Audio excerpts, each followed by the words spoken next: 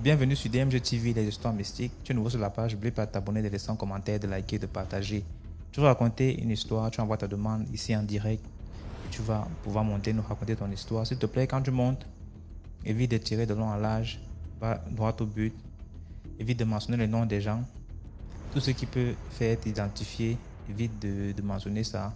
Ton nom, le nom de celui dont tu racontes l'histoire. Évitons. On n'a pas le nom des bars, des restaurants, des hôtels, des entreprises en général. On peut carrément dire que ok, c'est passé dans un bar à Bonamoussadi. Point. Il y a plusieurs bars là-bas. Donc pas besoin d'entrer dans le détail que voilà, le bar là, c'est la toiture rouge, c'est le gars s'appelle Alex, et puis il y a le maçon qui vient. Non. Évitez trop de détails. Voilà. Je pense que c'est tout. On va commencer. Bonsoir DMG. Bonsoir, la Vertu Boutique. Voilà, bonsoir la famille. C'est la première fois que je monte. Donc j'espère que je vais pouvoir vous raconter une petite histoire rapidement. On me l'a raconté la semaine dernière seulement. J'ai un ami qui est dans le génie civil et donc du coup il va beaucoup en province. Et en rentrant donc d'un chantier, ils se sont arrêtés dans une petite gargote pour boire, manger un poulet et puis rejoindre la capitale. Et donc de là, en fait, il y a un homme qui les a rejoints et qui leur a offert à boire. Et puis donc du coup, mon ami est parti à sa table pour lui dire merci. Et donc cet homme a demandé s'il pouvait s'asseoir avec eux. Et donc ils ont dit oui pour être sympa. Donc du coup, ils ont bien mangé, ils ont bien bu, et puis du coup, ce gars leur a dit est-ce que je peux vous parler? Et eux, ils ont dit bon ben y a pas de problème, bien sûr que tu peux nous parler, on est là, on est jeunes, tout ça et tout, tu nous racontes, voilà. Et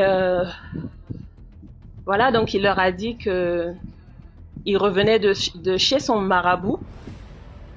Parce que lui, il en avait marre d'être pauvre en fait, et donc il avait été voir un marabout dans cette province et que il avait un kiosque. Je sais pas en Afrique de l'Ouest, en tout cas les personnes ont comme magasin du fer forgé quoi, un truc de fortune rapide, vite fait quoi, au bord de la route. Et donc en fait ce jeune là qui leur a offert à boire avait ça comme magasin. C'est comme si tu es là où il y a le ventilateur. Waouh! Oui, effectivement, je suis devant parce qu'il fait une chaleur de dingue ici. Donc je l'ai éteint. Si tu peux, s'il te plaît, éteindre avant de. Voilà, justement, tu peux éteindre et puis tu nous racontes l'histoire avant de remettre. Et puis je transpire. Pas de problème. Merci. Et donc, du coup, le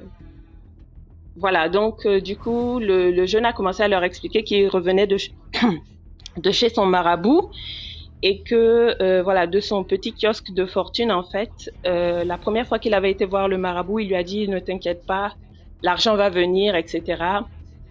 Mais simplement de temps en temps va falloir revenir nourrir le fétiche. On ne sait pas trop de quoi. Et donc lui, il est resté dans son kiosque et il a reçu un appel pour lui commander des premières marchandises pour 500 millions. Hein. Son premier contrat après son passage chez le marabout. Et donc, il a été rendu en Chine, donc remplir des conteneurs, blablabla. Et quand il s'apprêtait à rentrer au pays, il a reçu un autre appel pour un contrat de 800 millions. Et donc, il a continué à Dubaï. Donc, il a fait sa vie pendant 3 mois, il rentrait pas au pays. Et donc, il dit que dans son hôtel, une nuit, il s'est réveillé en sursaut.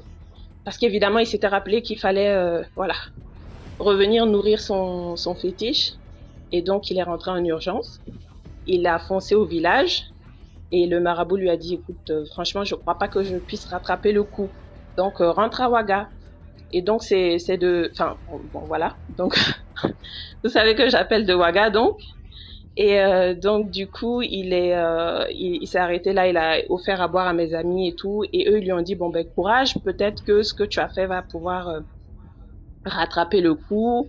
Nous, on va prendre ton numéro. Si tu arrives bien, on va prendre de tes nouvelles, etc. Et le gars leur a dit, non, moi, je prends votre numéro. Et si j'arrive bien, je vous téléphone. Et donc ça, c'est une histoire qui s'est passée en 2008. Et ils n'ont jamais plus de nouvelles du gars, donc ils supposent qu'il a dû faire un accident sur l'axe en rentrant. Donc voilà, ce que je voulais dire, je pense que la leçon, tout le monde l'a déduit quoi, une bonne fois. C'est simplement que ces histoires de gains très rapides d'argent, c'est toujours une histoire de dupe en fait. Ils font tout pour que vous oubliez, soit les délais ou je sais pas très bien comment ils font, mais c'est de l'arnaque mystique. Voilà, donc voilà pour ma première histoire. Et puis, je vais certainement remonter une autre fois. Merci beaucoup. Merci beaucoup. Dans les commentaires. As depuis que tu dis Dallumer, le split là, c'est quoi? Je comprends pas.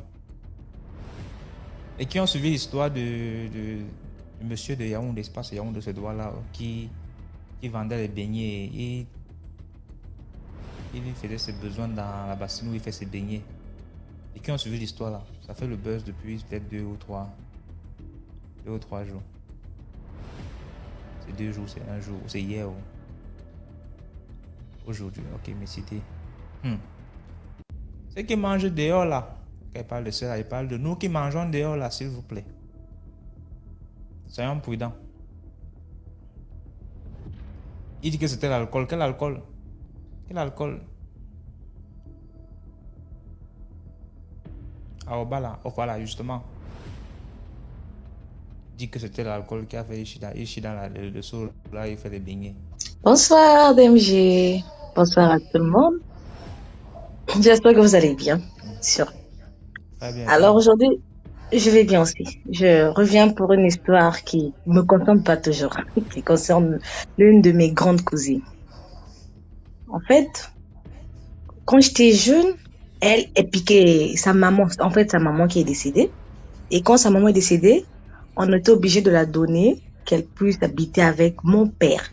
Donc, en fait, c'est ma mère qui les a élevés, elle et ses frères et ainsi de suite. Alors, elle est piquée des crises. Donc, elle peut tomber tout à l'heure là. Elle se revient pas jusqu'à demain. Il y a même une fois, on est allé la déposer à la morgue. Parce que le médecin avait déclaré qu'elle était décédée. Et vu que mon père, c'est un grand têtu, il voulait pas qu'on amène sa nièce dans la mort parce qu'il disait non, elle a l'habitude de tomber. Elle fait ses crises d'asthme, donc ça va aller, elle va surveiller. Le médecin dit non, elle est décédée, je confirme. Et puis, elle s'est réveillée. On l'a ramenée à la maison.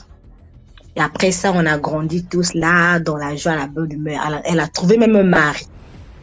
Elle a eu un fils. Avec son mari, les problèmes, elle ne durait pas dans les foyers.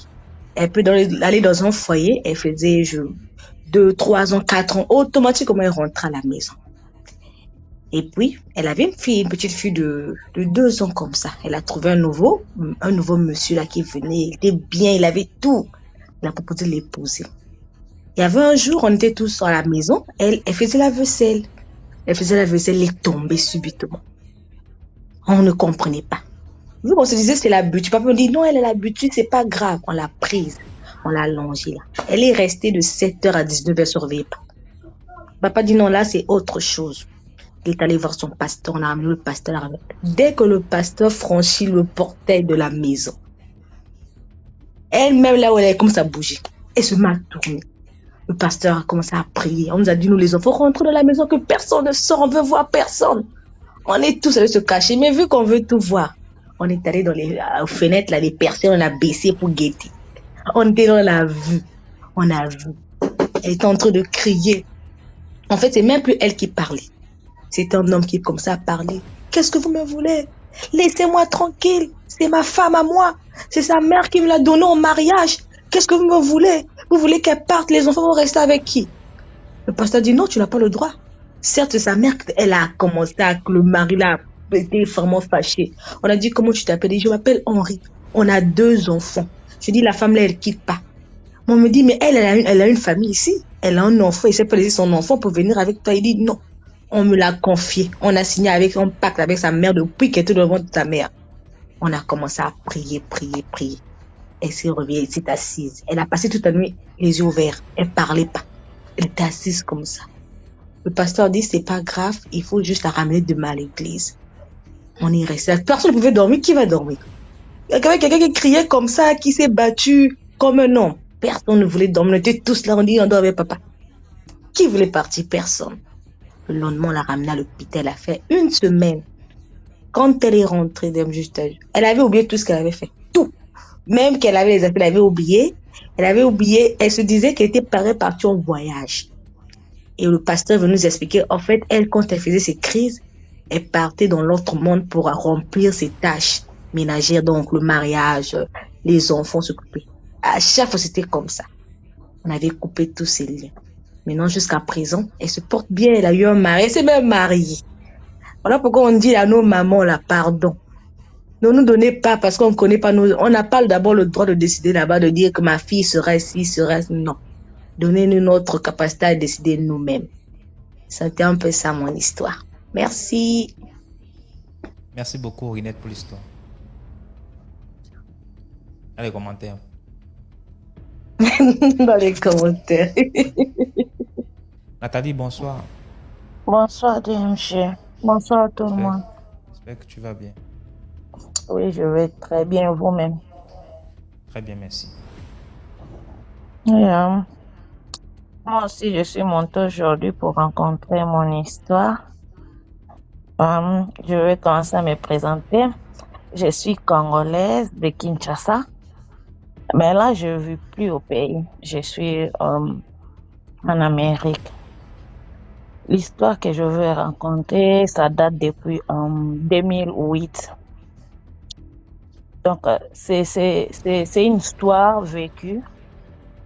C'était mon ami, pas ma meilleure amie, mais un ami qu'on a grandi dans la même quartier, en fait. L'histoire, c'était comment la fille, comme tout les filles aiment apparaître, tout les filles aiment avoir de bonnes choses, ouais. Mon ami, là aussi, à l'époque, moi, je vivais avec un garçon. Maintenant, le problème était que le garçon, là, conduisait, bon, c'était un chauffeur, en fait. Mais c'était pas ses voitures à lui, parce que c'était un mécanicien, un chauffeur. Maintenant, il faisait que si les clients arrivent dans son garage, ils amènent des voitures pour arranger. S'il trouve que le voiture là, c'est bien, il peut staffer avec. Il va donner le rendez-vous comment on dit, le propriétaire. Comme ça, le soir, nous on part staffer avec la voiture. Et mes amis du quartier, comme on me voyait chaque fois, on venait me chercher avec des différentes voitures. Donc, c'était comme ça. Les amis aussi, on dit, OK, nous aussi, on va commencer à faire que le soir, on part s'installer dans la grande rue, là où beaucoup de voitures passent, pour qu'on puisse aussi trouver des gares qui ont de voitures. Mais moi, je ne savais pas que mes amis décidaient cela. Après un certain temps, on ne se voyait plus. Il y a un jour, j'ai rencontré mon ami. Je lui ai dit, ça fait beaucoup de temps, je ne te vois plus. Il dit, oh non, maintenant là, tous, on est quitte. Moi aussi, j'ai un gars qui conduit, donc personne, on ne peut plus se voir parce que toi, tu es dans ta voiture. Moi aussi, je suis dans ma voiture. Moi, je dis, OK. Et c'était comme ça, on s'est séparés. Vers la fin de l'année, si je ne me trompe pas, c'était vers le mois d'août. Non, c'était octobre. Moi, j'étais déjà grosse. J'avais déjà trouvé une autre personne, le père de mon enfant. J'étais grosse. J'ai changé même les quartiers, quoi. J'étais partie vers mon mari. Et un jour, je suis rentrer dans le quartier pour voir les amis. Maintenant, il y a une de mes amies qui m'a appelé de l'accompagner sur une tailleuse, si je peux le dire. On est parti. Dans la route, j'ai trouvé mon autre ami là, l'ancien là. Je l'ai vu. Il m'a appelé, Nathalie, Nathalie. Oh, moi, j'ai dit, oh, mon ami. Oh, si je peux l'appeler même Sarah. Je dis, Sarah, comment ça va? Ça fait longtemps qu'on a commencé à parler. Je me suis arrêtée pour parler. Maintenant, quand je parle avec elle, je vois des gens derrière. Ils sont en train de me signaler, des garçons en fait. Ils étaient en train de me signaler, ne bouge pas, ne bouge pas. Ils faisaient des signes, mais je ne comprenais pas parce que c'était beaucoup de personnes.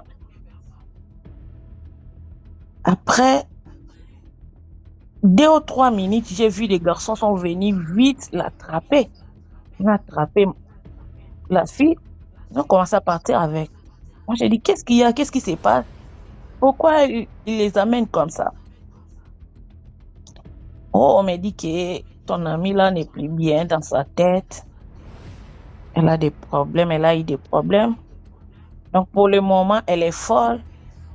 C'est pour cela on l'attrape comme ça. J'étais étonnée de savoir. Elle est folle. Mais moi, j'ai bien parlé avec elle. Or, mon ami, le monsieur qu'il avait trouvé, le soi-disant chauffeur là, c'était un homme mort. Qu'est-ce qui s'était passé?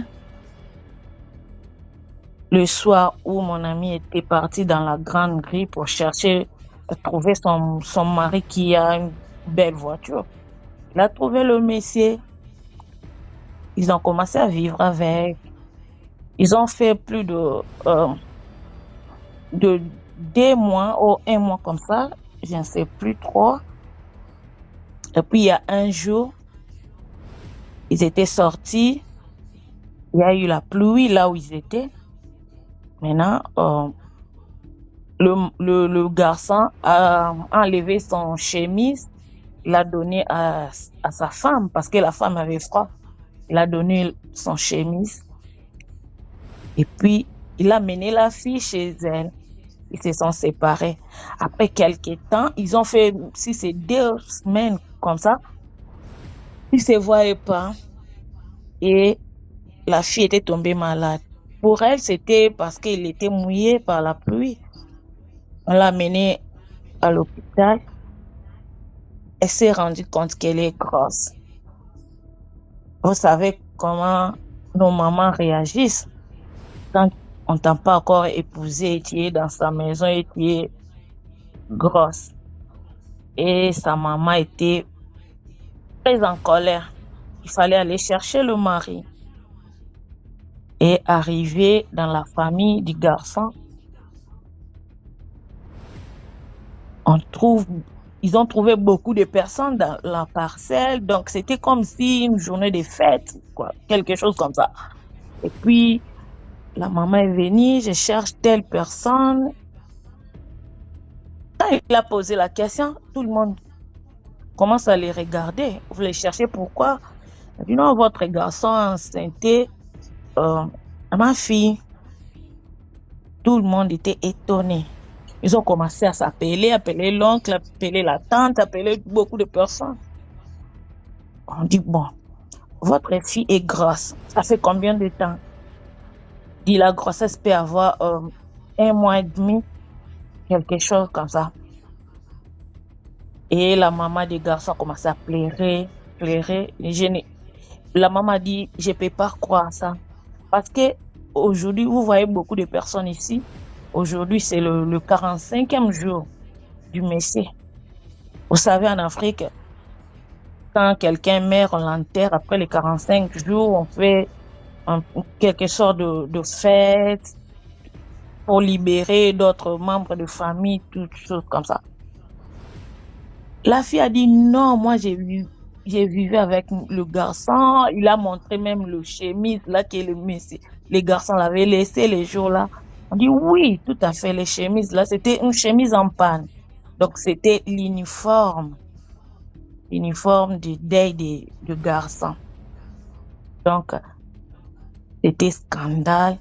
À ce moment-là, la fille est devenue folle. Donc, jusqu'à ce moment, moi, je vis plus au pays. Mais souvent, quand je parle aux amis, je pose des questions. La fille là, elle est déjà guérie, mais elle a un peu des séquelles, vous voyez.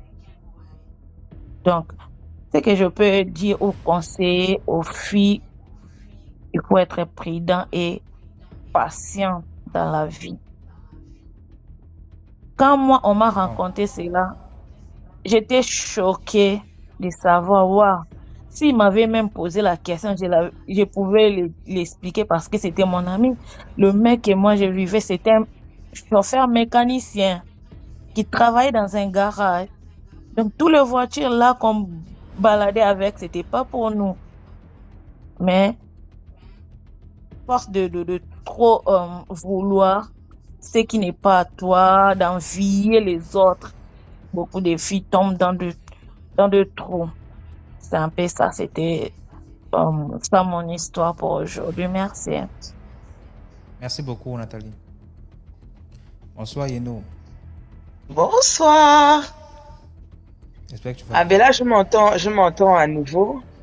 C'est J'ai pas dit. c'est mon micro qui, Oui, qui est ouvert en même temps. c'est le micro qui fait souvent ça. Hmm. Bon, l'histoire de ce soir est très très courte, hein. J'espère qu'on C'est pourra même. poster sur YouTube. Oui, c'est bon. La dernière fois, c'était la famille, donc faut pas partager des choses comme ça. On peut reconnaître ma voix. Bon, cette histoire-là, c'est ma mère qui me l'a racontée. C'est une histoire très courte, hein. Alors, c'est l'histoire d'un monsieur qui était décédé dans leur village. Parce que elles ont grandi dans une famille un peu très très fermée et tout. Le papa, la maman et les femmes enfin le papa il était polygame. Donc toutes les femmes, une femme habitait là-bas, l'autre là-bas, mais tous dans la même concession. Et les enfants grandissent tous dans la même concession. Mon grand-père il était polygame. Voilà. Donc il y a un monsieur qui était locataire chez le grand-père, qui était derrière. Et donc du coup, ce monsieur-là, il n'a jamais été selon les dires de ma mère, hein, il n'a jamais été dans une école de musique. Et il s'est improvisé comme ça, guitariste.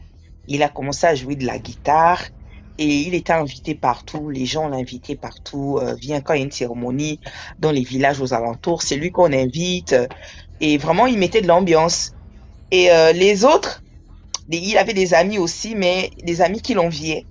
Donc, dans la jalousie et tout, ils sont allés ils ont emmené son nom chez les féticheurs, et ils l'ont fétiché, ils l'ont empoisonné, il est mort. Et quand il est mort, ils ont déposé son corps à la morgue. Mais il faut un temps pour enterrer la personne, peut-être, je crois 1 mois, je sais pas trop combien de temps ça a pris. En tout cas, elle me dit que le corps était à la morgue. Quand le corps était à la morgue, il y avait plusieurs corps dans la morgue, mais le monsieur qui gardait le corps à la morgue là-bas, tu sais l'histoire des villages, disait à chaque fois que le corps du monsieur là transpirait, c'était comme si on versait de l'eau sur lui. Et à chaque fois c'était comme ça.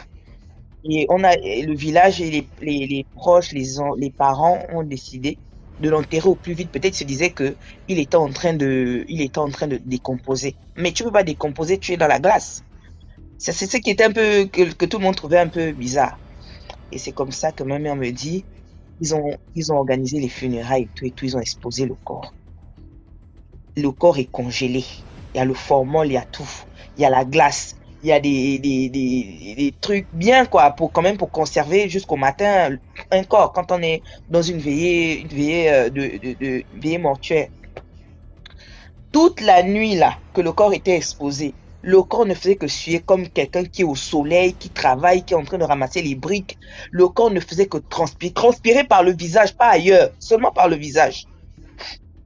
Et c'est comme ça qu'on demande aux anciens, le chef de quartier, on dit à tout le monde, bon, me venez, parce que là, le corps est sorti apparemment ce que le monsieur de la morgue disait là, c'est en train de se pérenniser ici, là. Donc, il faut trouver une solution. On ne peut pas l'enterrer comme ça. S'il est comme ça, c'est que il a la bouche fermée, il a quelque chose à dire. On ne peut pas l'enterrer comme ça parce qu'eux, ils sont vraiment, ils sont, même si, c'est pas qu'ils étaient, ils sont même jusqu'à présent très spirituels dans leur village. Très, très spirituels. C'est-à-dire que si tu es chrétien, tu marches dans les choses de Dieu, tu es aussi spirituel là-bas. Mais si tu es de l'autre côté, tu es aussi là-bas plein. C'est-à-dire qu'il n'y a pas demi-mesure. C'est comme ça qu'ils font venir le grand marabout le grand féticheur du village. Il vient avec d'autres féticheurs, ils jettent des courriers et tout, ils jettent des trucs, quoi, pour savoir. C'est comme ça que, je sais pas, les gens les anciens, quoi, qui ont les vrais, je parle pas d'aujourd'hui, c'est pas d'aujourd'hui, ma mère, aujourd'hui, elle a plus de 60 ans. C'est une histoire qui s'est passée quand elle était jeune, donc ça a plus de 40 ans, quoi. Donc, à l'époque, c'est pas les marabouts qu'on voit aujourd'hui, là, les bandits. C'est vraiment des gens qui avaient la science. Et c'est comme ça, qui jettent les trucs et tout. Ils commencent à parler avec le mort. Il dit non. Ils disent que non. Elle dit que non, il veut rien. Elle m'explique, hein, elle me dit non, il est en train de parler avec le mort. Il disait non, lui il veut rien, il veut seulement qu'on lui ramène sa guitare. Que depuis qu'il est mort, qu'on l'a vendu dans la sorcellerie, on a pris sa guitare. Il veut sa guitare, c'est pour ça qu'il transpire. Que quand on va lui ramener la guitare, il va arrêter de transpirer et il va partir. Oh. Et le marabout, le marabout raconte ce qui se dit entre lui et le mort. Il raconte à la famille. On dit bon, comme c'est comme ça, la guitare est là, la guitare on l'a pas jetée. Donc on va envoyer 2 personnes aller chercher la guitare. On envoie 2 personnes, deux demi-frères de ma mère aller chercher la guitare. Quand ils partent chercher la guitare, ils trouvent le monsieur assis dans la maison. En fait, ils sont rentrés, elle dit non, ils sont rentrés dans la maison, ils ont pris la guitare, ils ont commencé à jouer la guitare. En fait, ils ont commencé à, tu vois, quand tu manipules, on te dit, bah, chercher quelque chose, tu vas chercher la chose, mais tu prends la chose, tu commences à manipuler la chose. Ils prennent la guitare, ils commencent à jouer la guitare, à faire les jeux avec. C'est comme ça que le monsieur apparaît. J'ai dit, je vous ai fait venir ici. On vous a envoyé pour venir chercher ma guitare. Est-ce que je vous ai dit de toucher ça? Et ils ont fui. Quand ils sont repartis là, ils n'ont pas pu expliquer ce qu'ils ont vu, tellement qu'ils étaient traumatisés, ils sont tombés, non, ça dit quand même, me dit, c'était incroyable, c'était tellement indicible que même à le raconter, tu ne pouvais pas. Et c'est comme ça qu'on dit quand même, il faut quand même que le marabout lui-même se lève avec d'autres personnes pour aller chercher la guitare. Quand on va chercher la guitare, on ramène la guitare, on joue la guitare et tout. Il a cessé de suer, il a cessé de transpirer. Instantanément. Ma mère a dit c'était incroyable. Donc, à l'enterrement le lendemain, le matin, au lever du jour, on l'a enterré avec la guitare. Et c'est comme ça que cette histoire, mais elle a toujours gardé ce fond du cœur. Donc, quand on est un peu là, souvent le soir, si on a des histoires, on nous racontait des histoires de son enfance. Elle nous raconte ces histoires qu'elle a vécues dans sa vie, quoi. Parce que leur village, c'est vraiment un village où il y a des trucs, mais tu te dis, mais voilà, quoi. Donc, je l'ai un peu partagé avec vous pour dire que... Ça veut dire que le gars avait un contrat là, de l'autre côté, là, il parlait chanter là-bas de l'autre côté. Oui, ça veut dire que déjà, il est mort mystiquement. Il est mort, il a été empoisonné. C'est la sorcellerie, en fait, ils l'ont vendu. Ils l'ont vendu parce qu'il était célèbre, il commençait à devenir célèbre avec sa guitare, il avait un don naturel. Et tu vois les gens comme ça là, s'il a été vendu, il va continuer, tu vas même le voir, il est ailleurs, il joue la guitare là ailleurs. Parce qu'on peut pas expliquer que quelqu'un qui est décédé transpire jusqu'à ce qu'on emmène la guitare, on joue la guitare, la sueur et tout ce qu'il était en train de faire là s'arrête. Ça veut dire que l'esprit est encore là. Moi, je dis, bon, à l'époque, il n'y avait pas trop la sens. Nos parents, nos grands-parents, ils n'étaient pas trop dans ces trucs-là. Moi, je dis quand même que c'était quelqu'un qu'il fallait pas enterrer. Il fallait le laisser un moment. Peut-être qu'il allait... Elle demande seulement le nom du village. Vous voulez passer dans le village. C'est quel village, maman? Mais pourquoi vous voulez que je donne le village? Mais c'est ça, Zanzibar. Moi, je ne donne pas le village parce que je donne le village. Je suis mes origines, machin, mes parents, les noms, tout ça. Ils disent qu'ils veulent l'éviter. En tout cas. Non, mais en fait, c'est ça pour dire que, voilà, c'était la brève petite histoire que je voulais raconter ce soir, hein. Bon, je réfléchis, si j'ai d'autres histoires, je reviendrai un autre jour ou ce soir peut-être, je sais pas. Allez, bonne soirée à tous, je suis là-haut. Ok. Voilà maintenant un mort qui vient me prendre sa guitare parce qu'il veut chanter. Tu tu verras que dans la maison comme ça, dans ta chambre, tu entends son même mélodie. Tu ne sais pas d'où ça vient. Toi aussi, tu chantes déjà. Ouais, nyama, nyama, nyama. Chante. Toujours comme ça, comme ma grand-mère me disait. Si tu marches peut-être si tu marches après, tu entends quelqu'un appeler ton nom. Avant de dire oui ou bien avant de répondre, tourne d'abord, tu regardes qui t'appelle avant de dire oui. Donc, j'essaie un peu d'imaginer, maintenant un mort chanter une musique comme ça que tu connais bien, que tu aimes bien. Hein? Kimi. Après, toi, si tu entres dans le truc, bam. Tu vois, là, dès que tu ouvres les yeux. Parce que quand tu chantes, tu fermes les yeux, tu veux entrer dans un système où tu es dans le spirit un peu. Après, tu chantes, après, quand tu les yeux, tu es dans un camp maison avec les gars, tu ne comprends pas, tu dis, qu'est-ce qui se passe ici là? Faites attention, hein. Les mélodies, tu entends une fois, ça casse la tête là, c'est dangereux, hein. Bonsoir. Comment ça va, Juliette? Ça va et toi? Mais très bien, merci. L'histoire que je vais raconter, c'est la copine de ma grande sœur qui m'a raconté l'histoire. Parce bon, ça fait déjà une semaine, quand on se baladait, elle m'a montré un fou. Et elle m'a dit que le fou, elle était sortie avec lui à l'époque où il était encore normal. Mais c'est un Béninois. C'est un Béninois qui est arrivé au Gabon il y a environ 7 ans. Et quand il est arrivé au Gabon, retenez d'abord que je vais vous dire quelque chose. La gentillesse, là, c'est une forme de manipulation. Quand certaines personnes viennent vers vous, en vous montrant qu'ils sont trop gentils, soit ils sont vraiment gentils, soit derrière la gentillesse se cache quelque chose. Donc, quand le Béninois en question, il est arrivé au Gabon, on lui a, je sais pas, on a fait la présentation, bon, on lui a fait, je sais pas, rencontrer une dame. Et soi-disant dans leur communauté, la dame, c'est le genre de maman que quand tu arrives, elle te donne des conseils. Si tu as besoin de manger, tu n'as pas peut-être d'argent, elle peut te trouver à manger, etc. Donc, on lui a dit que cette maman-là, tu dois la respecter, tu dois la prendre comme ta mère. Parce que nous, ici, dans notre communauté, elle, on la prend comme notre mère. Mais ce qu'on ne lui a pas dit, c'est que cette maman-là, elle n'était pas très claire parce qu'elle usait souvent de la sorcellerie envers certaines personnes. Donc, quand il est arrivé, il a commencé à travailler. Il était vendeur ambulant. Après être vendeur ambulant, il était, je sais pas, ce qu'on appelle les vulganisateurs, là, ceux qui s'occupent des roues, les Michelin, là. Il était Michelin, il pompait les roues, etc. Il a commencé à travailler, il a eu un peu d'argent et il remettait chaque mois à la dame de l'argent. Il disait à la dame, tu me gardes ça et un jour, je viendrai chercher parce que je dois envoyer l'argent au pays. Bon, c'était en fait une sorte de cotisation. La cotisation l'a fait plus de 3 ans. Donc, c'était environ 7 millions que la dame gardait pour lui. Puis, un jour maintenant, il fait la rencontre de la copine de ma sœur qui m'a raconté l'histoire. Il fait sa rencontre, mais seulement elle, sur le plan spirituel, elle est très développée parce que son père, c'est un marabout. Quand elle fait la rencontre du gars, le gars lui explique la situation. Et entre-temps, la maman là, qu'on lui avait présentée, et le gars, c'était déjà compliqué parce qu'il était question que la maman rembourse l'argent, mais elle ne voulait plus rembourser l'argent. Je dis bien environ 7 millions, hein. Quand il a compté, ça faisait 7 millions qu'elle était censée lui rembourser et elle ne voulait pas rembourser l'argent. Il dit à chaque fois qu'il allait demander l'argent à la dame, c'est comme si en fait il était, je sais pas, comme si quelque chose endormait son esprit en fait. Et ensuite il le demandait puis il rentrait chez lui.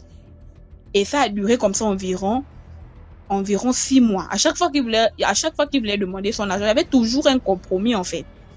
Et en fait, son esprit s'endormait. Alors, il a raconté l'histoire à la jeune dame, qui est la copine de ma sœur. Et elle lui a dit, non, on va voir. On va voir ce que c'est.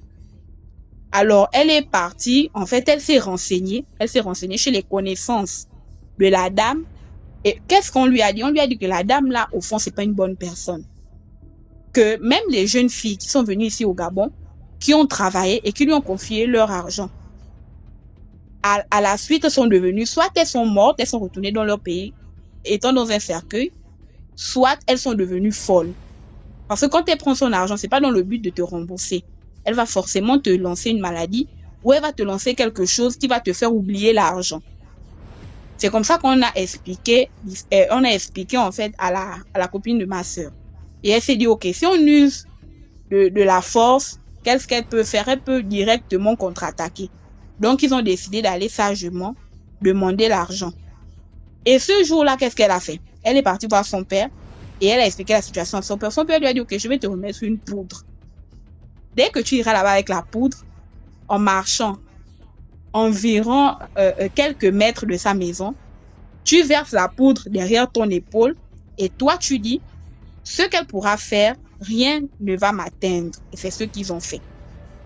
Ils ne sont même pas arrivés devant le portail de la dame. C'est comme si, en fait, la dame avait eu un appel téléphonique qui lui disait que il y a des gens qui sont en train d'arriver pour te faire du mal ou bien je ne sais pas pourquoi. Elle est sortie avec son chien. Le policier à la peau modérément foncée.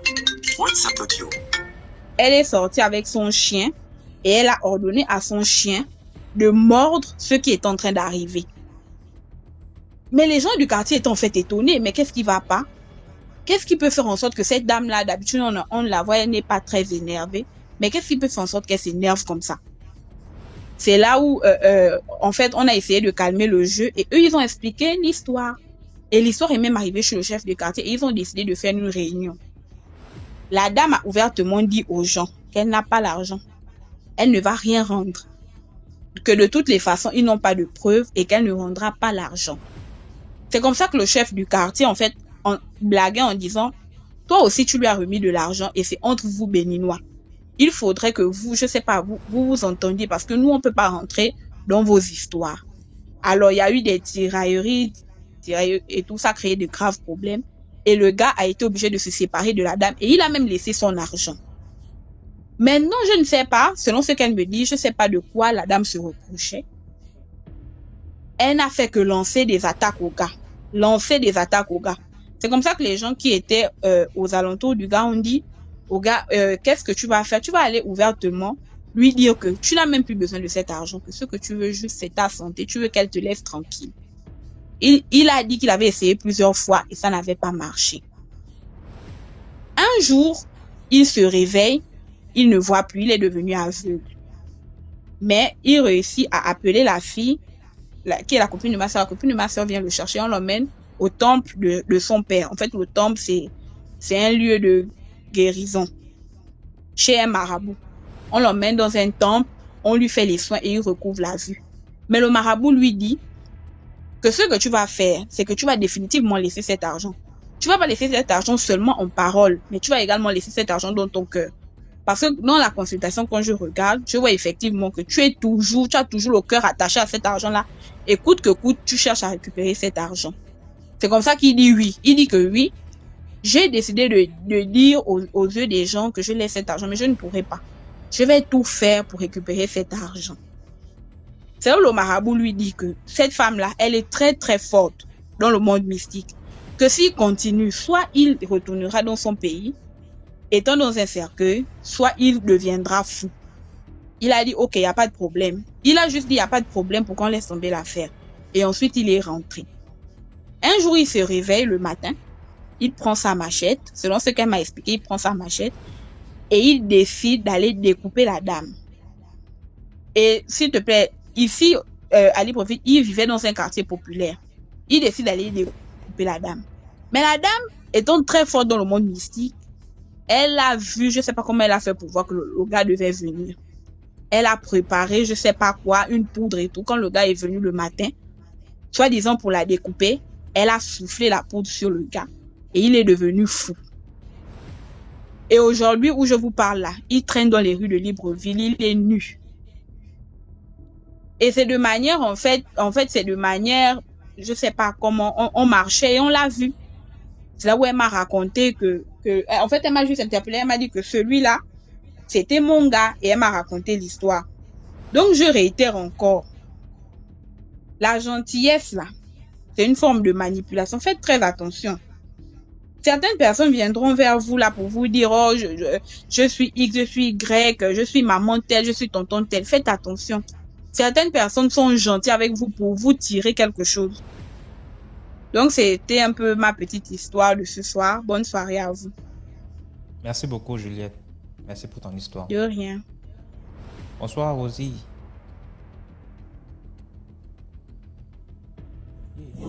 Allô? Bonsoir. Allô, bonsoir DMG. Je vous entends pas. Hein. Allô? Ça va bien? Oui, ça va DMG, et vous? Très bien, merci. Ok. Je vais vous raconter mon histoire. Je suis Rosie, je viens de la RDC Congo. Alors, bonsoir à vous tous. Je vais vous raconter mon histoire. C'est une histoire vécue, une histoire vraie que moi j'ai vécue. Et je voulais vous remercier DMG parce que ce sont des histoires qu'on n'a jamais rencontrées avant parce qu'on a cru qu'il y aura des gens qui ne nous croiront pas. Donc merci à vous, comme ça je peux ici vous raconter mon histoire que j'ai toujours honte de raconter. Alors c'était, j'avais l'âge de 14 ans, 15 ans. Donc l'histoire c'est, je suis aujourd'hui en Allemagne. Avant que je vienne en Allemagne, je l'ai déjà su. À l'âge de 14 ans, c'est une sorcière qui me l'a dit. Alors, vous connaissez nos pères, non? Surtout au Congo, toujours avec une deuxième femme, ceci, c'est là. Mon père qui a eu une deuxième femme, et avec la deuxième femme, ils ont eu 3 enfants. Et après, la mère est morte. Ma maman étant une bonne mère et tout, elle s'est dit que non, que nos demi-sœurs viennent vivre avec nous à la maison. Ok, c'était bien, ils sont aussi arrivés et tout, tout allait bien. Et après quelques mois, il y a des films qui commençaient. La petite commençait à voir sa mère. Nous pourrons dormir comme ça, vers 2h, 3h. Elle s'élève, elle crie, et elle saute, elle va jusque dans la chambre de parents. Et qu'est-ce qui se passe? Elle dit, non, je vois maman, elle vient me chercher et tout. Ok, qu'est-ce qui se passe? On n'a pas tous compris. Et, vous connaissez, au Congo, on est parti chez les mamans Bikoudi. Arrivé là-bas, la dame nous dit que tous nos 3 petits frères, 2 petites sœurs et un petit frère sont des sorciers. Ils ont tué leur mère et c'est pourquoi la mère est en train de revenir pour venir leur chercher. Oh my God. Ok. Et la dame a dit non, je peux faire des services pour leur aider, pour qu'ils puissent arrêter avec la sorcellerie et tout. Ok. C'est par là qu'on a su que nos demi-sœurs et frères sont des sorciers. Ok. Après quelques mois, je suis tombée malade. Très malade. Donc, vous connaissez en Afrique, je suis partie, typhoïde, malaria, on m'a tout traité. Jusqu'à la fin, le docteur dit à ma maman, en tout cas, maman, je ne sais plus quoi faire en tant que docteur. Je crois que tu dois aller un peu voir à l'église ou quelque chose comme ça parce que j'ai tout essayé. Ça ne fonctionne pas. Ça, ce n'est plus quelque chose de naturel, c'est surnaturel. Ok. Nous sommes allés encore à ma maman du côté de Njili là-bas et tout. En arrivant, on entre comme ça, donc on était partis, moi, ma mère, ma sœur et nos demi-frères et tout, là, ensemble à l'église. En entrant comme ça, la dame a regardé ma demi-sœur et elle a donné une claque. Et elle a dit, pourquoi tu veux tuer ta sœur? Elle était là, elle dit que non, moi je ne sais rien, j'ai rien fait, ceci, cela. Vous connaissez les sorciers comme ça. Et moi j'étais à l'agonie. Je fais presque 1 mois, je ne mangeais pas, je ne buvais rien, donc j'étais à la faim. Et la dame a dit, si vous n'étiez pas venu aujourd'hui, donc c'était ce soir ici, que tu devais normalement mourir. Et après on a fait des prières et on a demandé à ma sœur. Je vous dis que j'avais l'âge de 14, 15 ans, 16 ans, comme ça, je ne me rappelle plus vraiment. La dame a demandé pourquoi tu veux tuer ta sœur. Et elle dit, c'est grande-mère qui veut son étoile parce que elle a une étoile, elle va se marier avec un blanc, elle ira en Europe, elle aura une bonne vie et grande-mère a besoin de son étoile. Ok.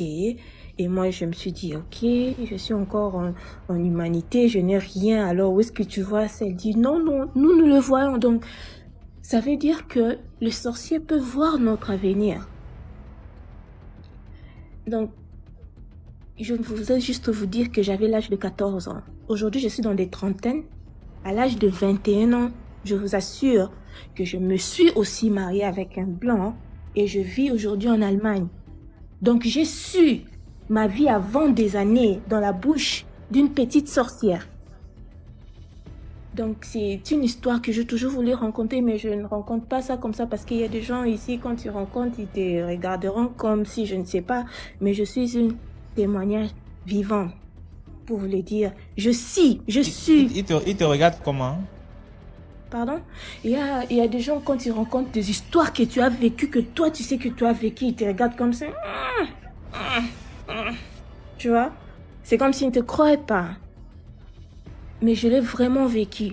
J'étais encore une petite fille, j'étais même vierge, j'étais juste à l'école, je ne savais rien. Mais c'est ma petite sœur qui voulait me tuer qui me l'a dit. Que tu vas te marier avec un blanc, tu iras en Europe. Et ça s'est fait. Le genre, je vous dis, je suis en Allemagne, je me suis mariée avec un blanc, je suis en Allemagne. Mais j'avais 14 ans, je me suis mariée à l'âge de 23 ans. D'accord, Donc, merci beaucoup. C'était ça mon histoire. Merci à vous aussi. Merci, dans les commentaires. Merci, bye.